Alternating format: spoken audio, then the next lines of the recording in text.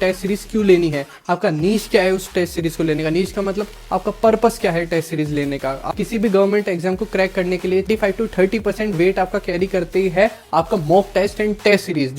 नमस्ते दोस्तों, राधे राधे, कैसे हैं आप लोग। स्वागत है आपका हमारे नए नवेले यूट्यूब चैनल पर। मैं आपका NORCET guide Himanshu Sharma, selected in various nursing government exams जैसे NORCET 8 AIIMS Patna, NORCET 9 NIDID new Delhi and GMCH Chandigarh also.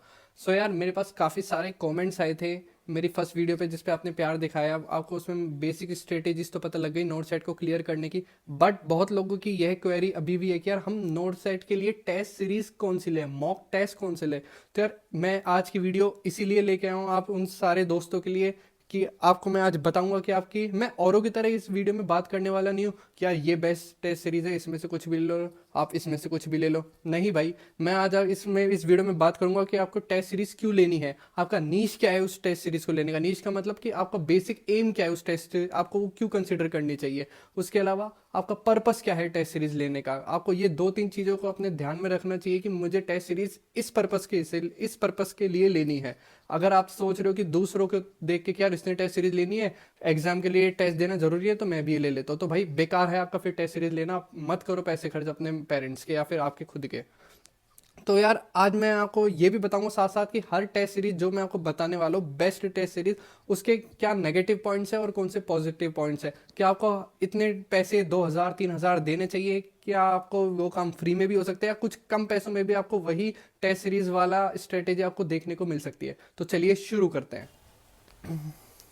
तो यार हम फर्स्ट पॉइंट की तरफ बात करने वाले हैं कि आपको टेस्ट सीरीज क्यों खरीदनी चाहिए, आपका नीश क्या है, आपका पर्पस क्या है उस टेस्ट सीरीज को खरीदने के लिए, और आपके दिमाग में क्या क्या क्वेश्चंस आते हैं। तो यार पहली चीज देखो, मैंने आपको पहले भी बताया हुआ है कि किसी भी गवर्नमेंट एग्जाम को क्रैक करने के लिए, चाहे वो नौ सेट हो, चाहे वो नर्सिंग का हो, चाहे वो अदर देन नर्सिंग हो, अदर देन मेडिकल फील्ड का हो, क्या जो अकेली जो थ्योरी होती है ना, वो होती है 70 to 75% वेट कैरी करती है पूरे 100% में से, और बचे हुए 25 to 30% वेट आपका कैरी करती है आपका mock test and test series, जो भी आपकी क्वेश्चन प्रैक्टिस होती है, क्योंकि इससे आपके कॉन्सेप्ट बिल्ड होंगे, आपको नेगेटिव मार्किंग से बचने को मिलेगा, और यही चीज आपकी रैंक को बहुत ज्यादा आगे बढ़ाएगी। जबकि किसी भी एग्जाम को क्वालिफाई करने के लिए आपको थ्योरी पोर्शन बहुत ज्यादा हेल्प करेगी।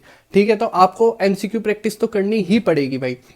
सेकंड चीज, आपका नीश क्या होना चाहिए, आपका बेसिक गोल क्या होना चाहिए। आपका नीश ये होना चाहिए कि आपको ये देख के टेस्ट सीरीज नहीं लेनी है कि यार इस टेस्ट सीरीज में से डायरेक्ट क्वेश्चंस आते हैं तो मैं यही टेस्ट सीरीज लूंगा। भाई ये चीज बहुत बड़ा मिथ है। आप सोच रहे होंगे कि यार कई प्लेटफॉर्म तो हमें बता देते हैं, स्क्रीनशॉट शेयर करते हैं कि डायरेक्ट क्वेश्चन आया हुआ है। तो पहली बात एक चीज याद रखियो, आप खुद एक एज एन एग्जामिनर ये चीज को सोचो कि आपको इतना ज्यादा पे करना है आपके एम्प्लॉयज को, जो आपके वर्कर्स हैं, तो आप चाहोगे कि वो बहुत अच्छा काम करे, बहुत स्किलफुल है, बहुत ज्यादा नॉलेजेबल है। और आप एज एन एग्जामिनर जब आप टेस्ट कोई भी पेपर बनाते हो तो ऐसा तो करोगे नहीं कि यार ये मेरा दोस्त है, इसकी ये टेस्ट सीरीज है, तो चल यार इसकी टेस्ट सीरीज में से मैं क्वेश्चन बना देता हूँ, मेरा टाइम भी बच जाएगा। नहीं, आप बहुत ही ज्यादा सावधानी से वो एग्जाम को डिजाइन करोगे।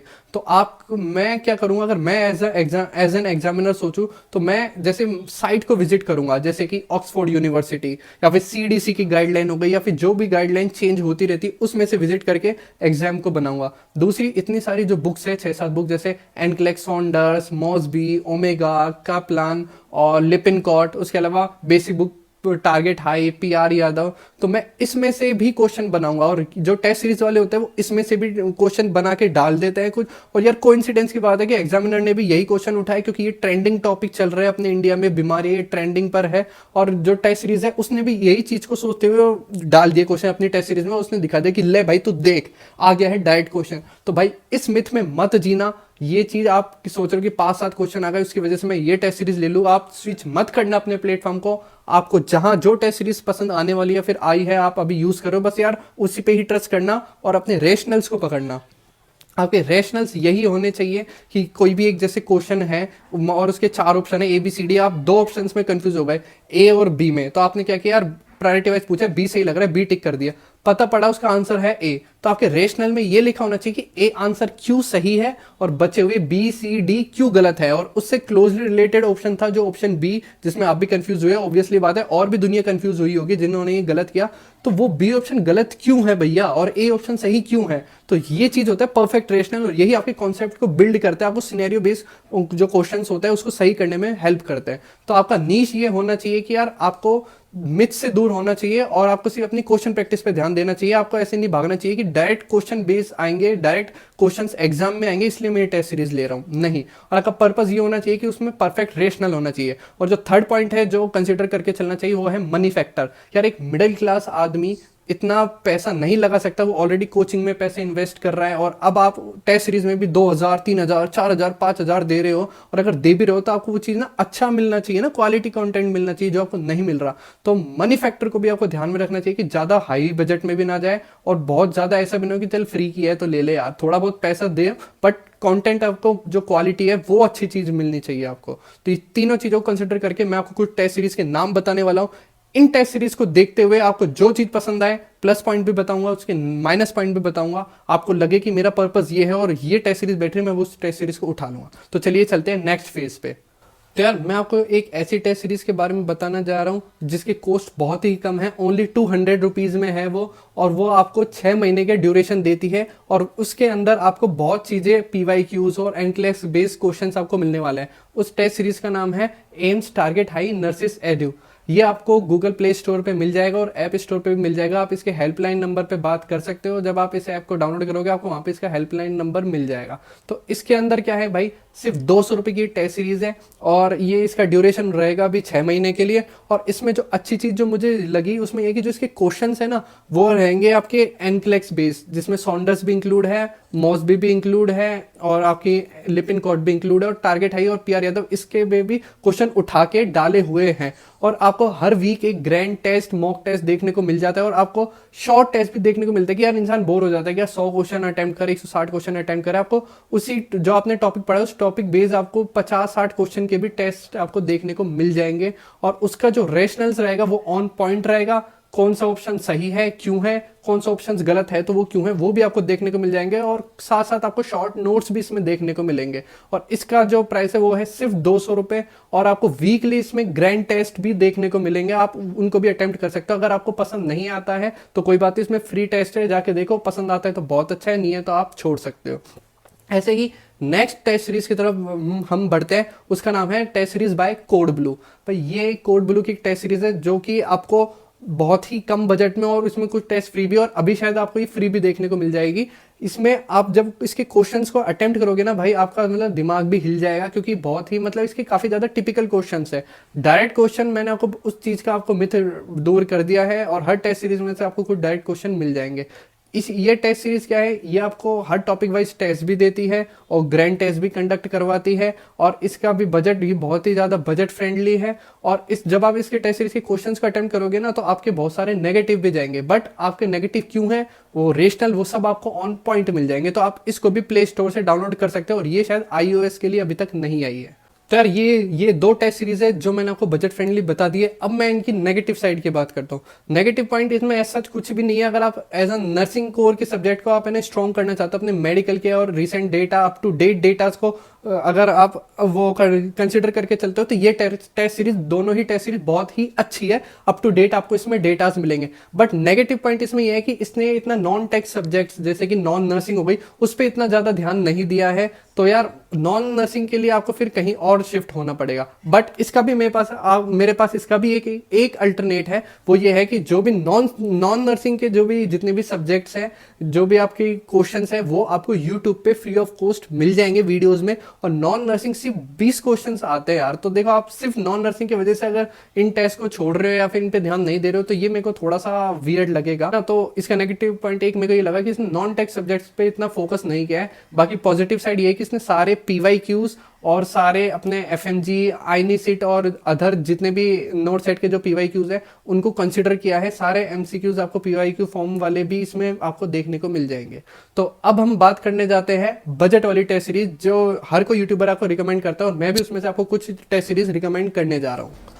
और अब हम एक तरफ बात करने जा रहे हैं NNL की और एक तरफ बात करने जा रहे हैं हम GD की। तो देखिए दोनों का क्वेश्चन का लेवल आपको पता है, NNL बहुत सारे सिलेक्शन देता है, बहुत अच्छा प्लेटफॉर्म है, बहुत अच्छे सिलेक्शन देता है। बट इसकी टेस्ट सीरीज में जो मुझे देखने को मिला कि थोड़ा सा CHN वाला पार्ट है ना, उसके जो क्वेश्चन मतलब डेटा अप टू डेट है बट है ना आंसर थोड़ा सा अलग दिया हुआ है, जैसे कि आंसर दे रखा है बी और रेशनल पढ़ोगे तो रेशनल में आंसर सही दिया हुआ है ए। तो इस चीज का ध्यान रखना, थोड़ा सा इसमें है ना मतलब कंप्यूटर के मिस्टेक्स थोड़ा ज्यादा है। तो अपनी है ना थ्योरी से एमसीक्यूज को सही करना, एमसीक्यूज से थ्योरी सही करने मत बैठना। और लेवल अच्छा है, इसका प्राइस आप खुद ही जाके पता करो, मुझे ऐसा अभी प्राइस का नहीं मालूम, मैंने बस इसके टेस्ट दिए हुए हैं पहले, उस एक्सपीरियंस के बेस पे मैं आपको बता रहा हूँ। वहीं हम बात करने जा रहे हैं जेडी वाले की। जेडी वाले का जो मुझे थोड़ा सा टेस्ट का लेवल है वो ज्यादा टिपिकल लगा as compare to NNL. Typical question ज्यादा लगे, थोड़े सिनेरियो बेस्ड क्वेश्चन ज्यादा लगे मुझे इसमें जेडी में। और इस अगर इसके में ऐसा है कि अगर आप इसमें ज्यादा स्कोरिंग भी नहीं कर पा रहे हो ना तो भी कोई बात नहीं, रेशनल्स पढ़ के जाना, ये कॉन्सेप्ट बिल्ड करवाने में आपकी काफी हेल्प करेगा। लाइव टेस्ट ठीक है, ये आ जाते हैं इसके लाइव टेस्ट भी, इसकी आपको इनके टेलीग्राम चैनल पे दोनों के में ही आपको वो मिल जाती है, आपकी रैंकिंग क्या आई है ना। अब मैं अगर मुझसे पर्सनली पूछे थे यार, मैं रैंकिंग को इतना प्रेफरेंस नहीं देता, मैं प्रेफरेंस देता हूँ एक्यूरेसी को, कि पिछली बार से इस बार मैंने कितना ज्यादा इंप्रूव किया। कि रैंकिंग में क्या है, जरूरी नहीं है कि 2000 बच्चे या फिर 30,000 35,000 इतने आपको शो कर देते हैं कि उतना नहीं टेस्ट दिया हुआ। आपको सीरियसली अगर आपको ये लगता है कि भाई इतने सारे लोग हैं, इतने सबने टेस्ट दिया है, तो भाई वो गलत है।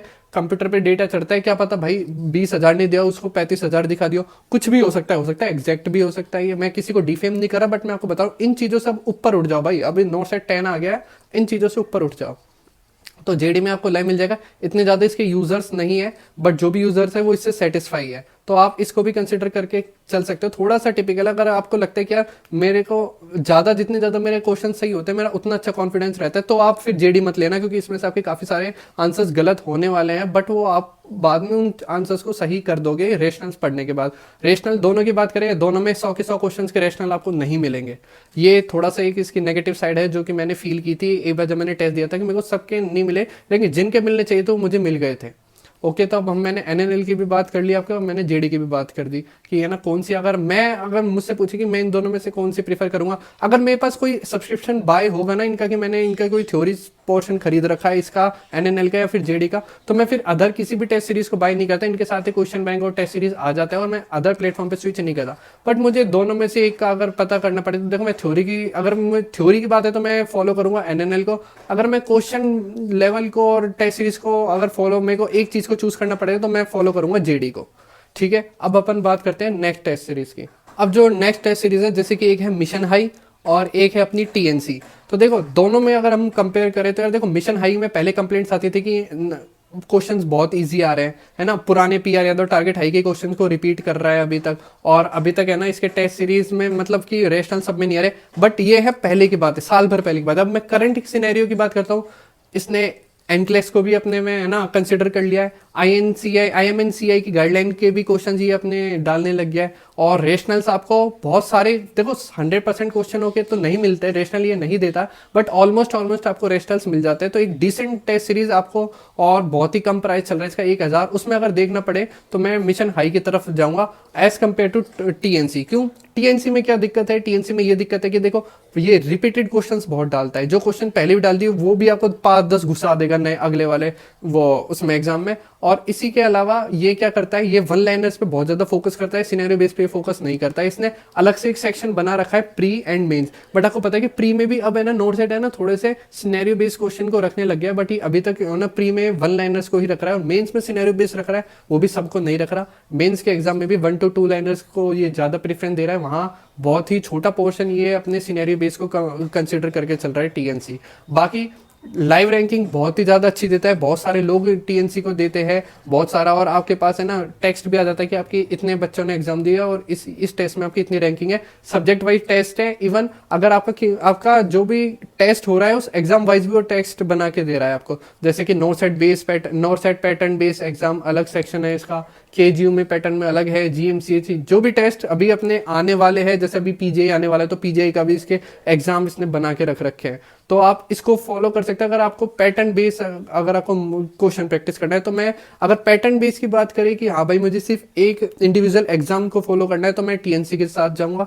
अगर मुझे ऑल ओवर की बस अब मेरे को क्वेश्चन प्रैक्टिस करनी है तो मैं फिर मिशन हाई की तरफ जाऊंगा। यार मिशन हाई और टीएनसी की अगर अपन बात करें, जो मैं आपको नेगेटिव साइड यही बताना चाहूंगा कि दोनों ने नॉन नर्सिंग नर्सिंग को भी कंसिडर किया है, बट दोनों का नॉन नर्सिंग का पोर्शन में इतना ज़्यादा दमखम मुझे नहीं लगा, और वही रिपीटेड क्वेश्चन मुझे लगे और इजी क्वेश्चन से लगे, जैसे कि इनकी रीजनिंग और मैथ्स है उसका लेवल बहुत ही ज़्यादा कम है। तो मैं अभी भी कहूँगा कि नॉन नर्सिंग के लिए तो यार आप यूट्यूब को जितना अच्छा फॉलो करोगे ना उतना ही बेस्ट है।